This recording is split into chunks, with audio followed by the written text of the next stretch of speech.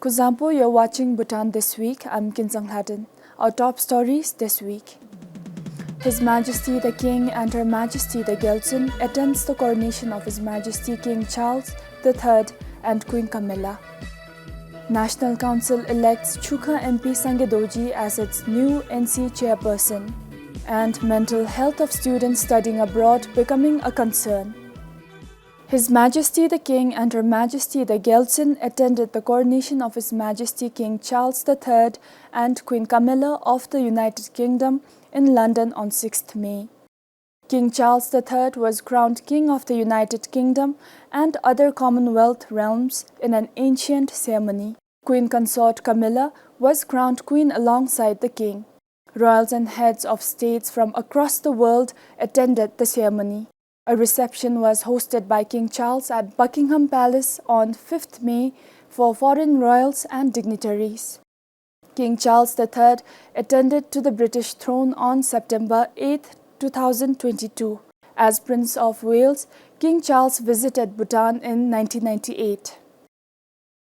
The European Union and Bhutan signed a grant agreement of 9.3 million euros on 5th May at the 11th Bhutan EU Annual Consultation Meeting. The financial agreement is to strengthen good governance and digitalization in Bhutan. This is part of a 7-year program from 2021 to 2027. The European Union's Deputy Director General said that Bhutan's graduation from LDC is a big success and assured the European Union's continued support. You have seen that Bhutan has used very well all our development assistance. Is one of the countries that we consider has been the best in making the best use of every euro that we have provided as a development assistance to achieve such an important objective like a graduation. So we wish all the best now that Bhutan is in the middle of this transition and reforms. And that's why we wanted to stay. We know that Bhutan will still need some support in the transition, and we are very keen and very happy to continue to be one of the major development partners. The country's total public debt has increased by over 2.5 billion yutam in the first quarter of this year, according to the Finance Ministry's Public Debt Situation Report. The total public debt as of 31st of March is over 267 billion yutam. The debt comprises of an external debt of over 240 billion yutam and domestic debt of almost 27 billion yutam. Despite elevated levels of public debt, the report states that the overall risk of the debt is deemed manageable and external debt distress is considered moderate. The total public debt increased by over 2.5 billion yutam from the preceding quarter in December 2022. The external debt increased by over 3 billion yutam, while the domestic debt declined marginally by 650 million yutam. Of the total external debt of over 240 billion yutam, almost 170 billion is hydropower debt. The hydro debt comprises the total debt of 6 hydropower projects of Mandechu, Punatsachu 1 and 2, Nikachu, Tagachu and Basochu. The non-hydro debt stood at over 73 billion yutam, constituting over 30% of the total external debt. The Public Debt Policy 2016 requires non-hydro debt stock to be within 35% of GDP during a 5-year plan period. The current number stands at 31.5%. According to the report, a significant portion of external debt is on account of hydropower projects, which is deemed commercially viable with a secured export market in India. The report also states that over 90% of the hydro debt is Indian rupee denominated, which does not pose any exchange rate risks due to Bhutanese currency yutam being pegged 1-to-1 with the Indian rupee. As for the 26.55 billion yutam domestic debt, 14 billion is for RGOB bonds, which has 3, 7, 10 and 12-year maturity periods, and almost 12 billion is for short-term treasury bills. The government also has government-guaranteed outstanding loans of over 5 billion yutam. Sharab Doji, BBS News. Chukha MP Sangedoji is the new National Council chairperson, and Dago Chiringla, the MP of Ha, has been elected as the deputy chairperson. They were elected on Wednesday. The new elected National Council members officially joined office on the same day.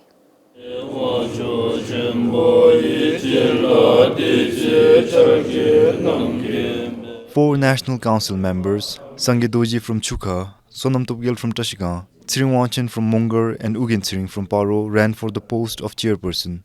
Sangye Doji won with 13 out of 25 votes.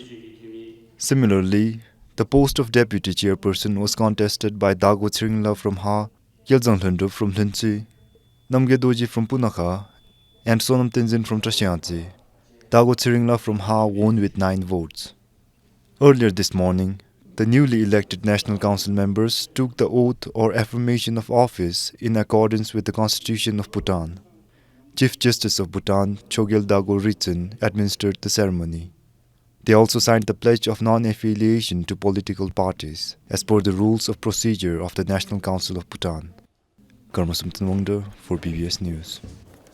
The Royal Bhutan Police has recorded almost 2,500 domestic violence cases in the past 5 years. According to the police, despite the increasing trend over the years, the numbers are not alarming. The police is working closely with Renew, a civil society organization, to provide services to domestic violence survivors, apart from instituting women and child protection units across the country. According to records maintained by the RBP's 8 divisions across the country, 2,481 domestic violence cases were reported from 2019 till the end of March this year. 2019 recorded 421 cases, 2020 saw 476 cases, while 2021 and 2022 saw 574 and 817 cases reported respectively. The first 3 months of this year alone saw 193 cases reported. The Royal Bhutan Police has separate women and child protection units and desks across the country to receive domestic violence-related cases. According to the Deputy Chief for the RBP's Crime and Operations Division, Colonel Pasang Doji, women and child protection units are open in Thimphu, Poro and Phintsiling, since these districts have the highest number of domestic violence cases. Similarly, other districts have women and child protection desks. The Women and Child Protection Desk will also be instituted in the districts which do not have them. According to the Colonel, these units and desks will also look after domestic violence cases where men are the victims. The RBP sends domestic violence cases to Renew for shelter and counseling services if needed. The RBP also receives domestic violence cases from Renew. The police sends mentally disturbed survivors to trained counselors in Renew and the National Commission for Women and Children. The cases involving children are also referred to trained counselors in hospitals and schools. According to Renew, the increasing number of cases is a good sign, since it shows that people are coming forward to report and avail themselves the support services on offer. Renew says most cases go unreported.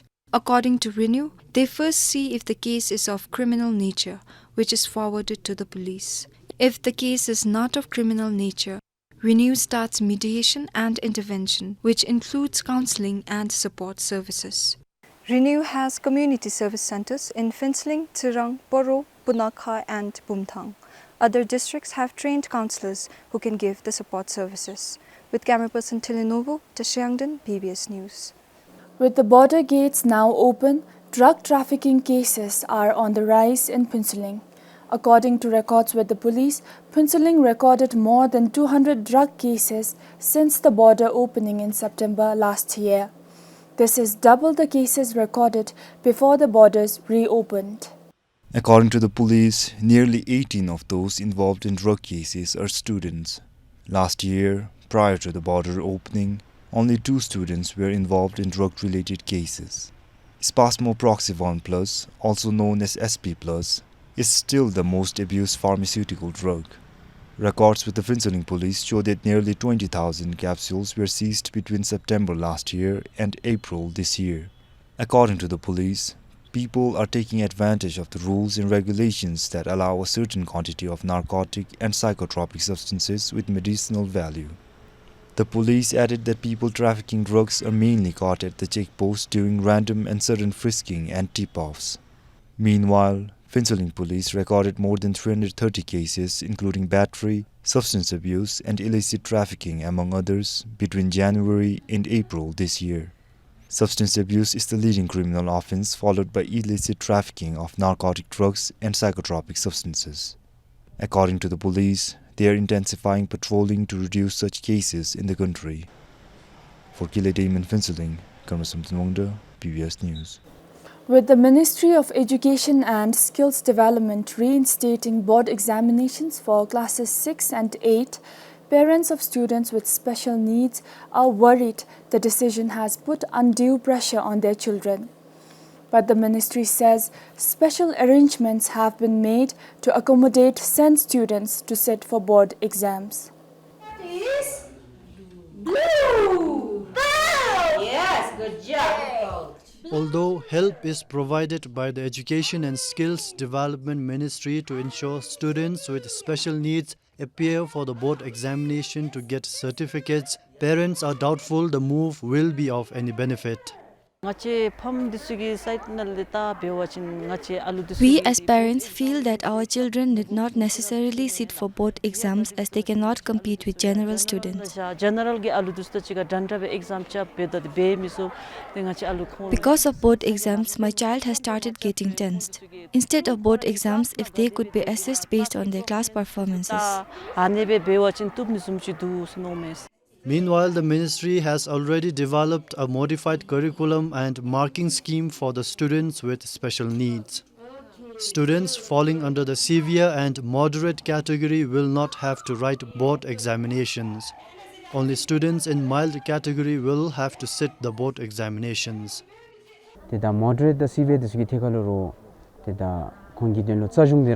Our school has 126 special educational needs students categorized into mild, moderate and severe.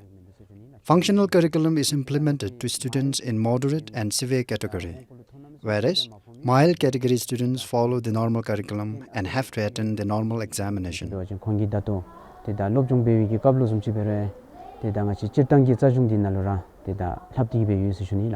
According to the Bhutan Council for Secondary Examination and Assessments, students with special needs have to attend board examinations to get their certificates. Students with special educational needs are being provided with equal educational opportunities.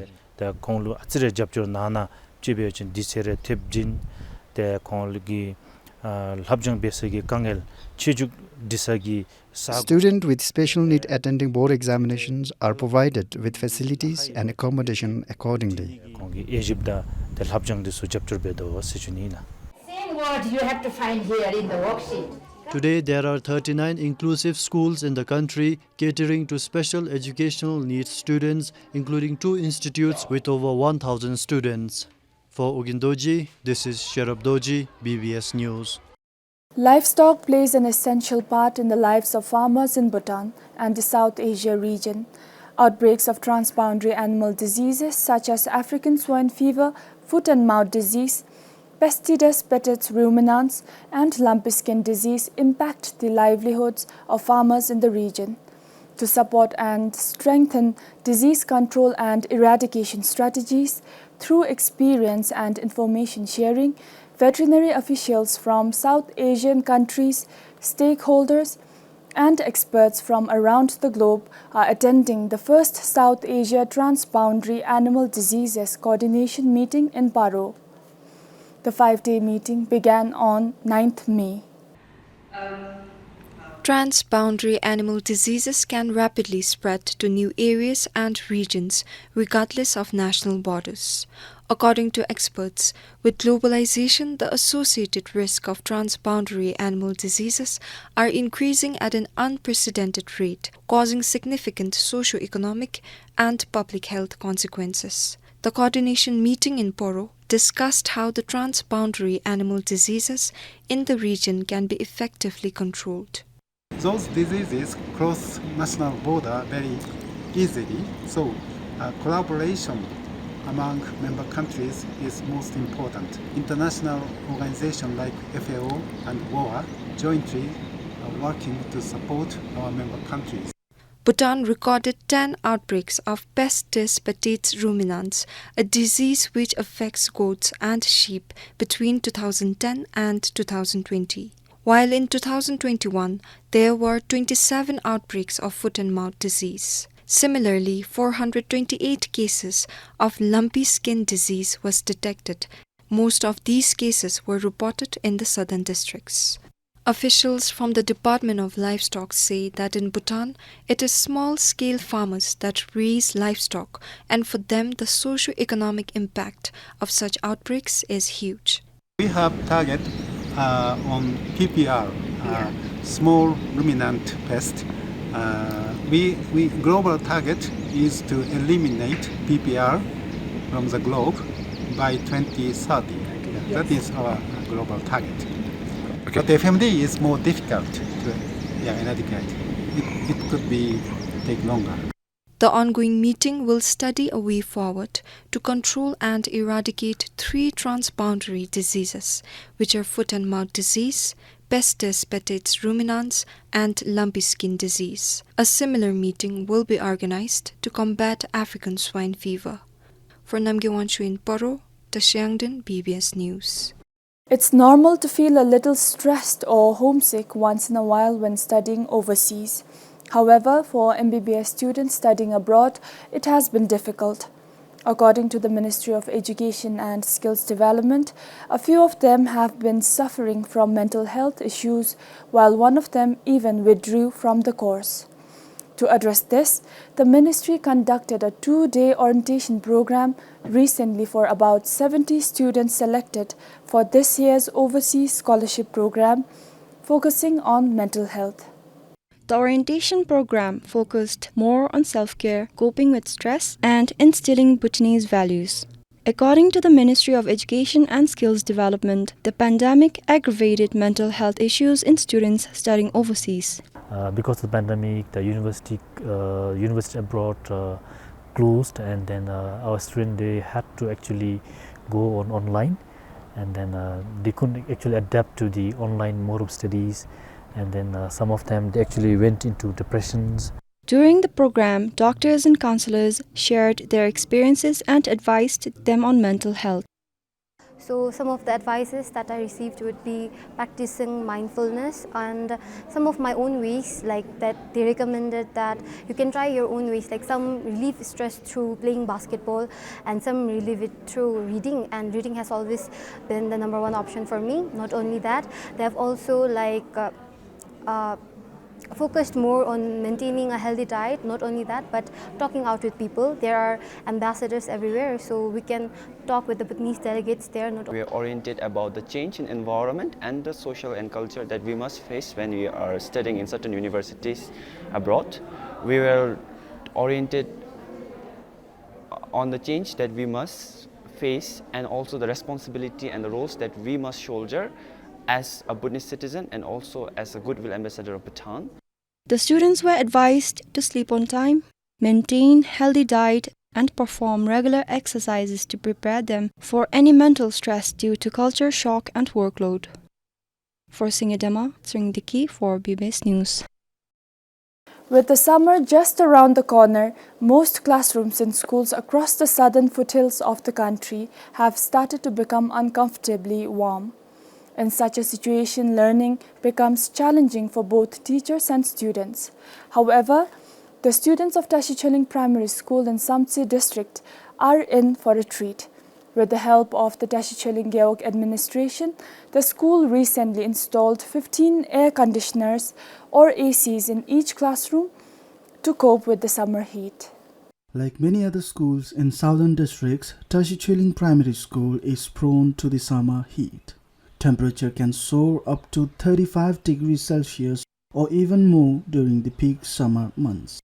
Each class has 4 fans installed and is well ventilated, but it is not enough. Students constantly request their teachers to take them outside where the temperature is much cooler. The fans are hardly of any help as they cannot cool down the classrooms. Students frequently complained about the extreme heat and asked us to take them outside. As the fans are gradually replaced by air conditioners, students are found actively taking part in their classes. Moreover, ACs are not noisy like fans. Before, it was very difficult to study, especially after lunch, as it used to get very hot and we struggle a lot to cope with the heat. But now we have ACs and our classrooms are much cooler. We feel good now. Being more fresh, and nowadays when we have air conditioner, we can focus on our studies more, and we don't have to on the fans and they won't make noise. Like air conditioners don't make that much noise, so it will be easy to hear clearly. Besides classrooms, staff room, IT lab, library and the ECCD center were installed with ACs. Due to the extreme heat, the quality of education was being compromised a bit. However, now that we have ACs in our school, we, the teacher and students of the school, pledged to further improve the quality of education. Apart from the Tashi Chuling Primary School, no other schools in Samti are fully equipped with ACs. However, the district education sector says there is genuine need of such services and is planning to provide such services in all the schools in the district. Established in 2008 as an extended classroom, Tashi Chuling Primary School today has about 200 students studying from classes pre-primary to 6. This is Pasang Doji for BBS News, Samti. Chimidema, a Bhutanese para-athlete, has won a silver medal in shot put at the 5th Indian Open Para-Athletics International Championship in Bengaluru.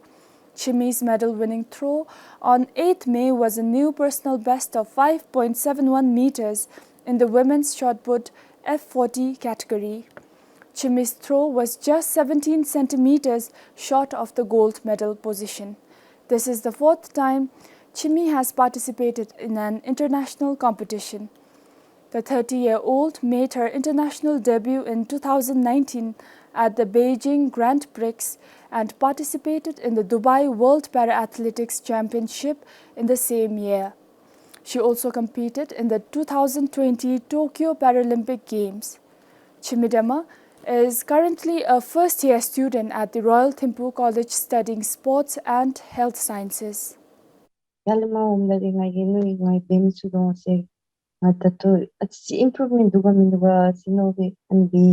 initially thought I would not be able to do well in the competition, but then coming here and winning a silver medal made me feel an overwhelming sense of happiness. Compared to the previous years, this competition felt much easier. However, since there were a lot of people, I got nervous and could not do well. Even though I am a student, I plan to train as much as any athlete and aspire to win medals at the Paralympic Games. Similarly, I also plan to encourage upcoming para-athletes to participate in events and competitions. That's all for this week. Thank you for watching.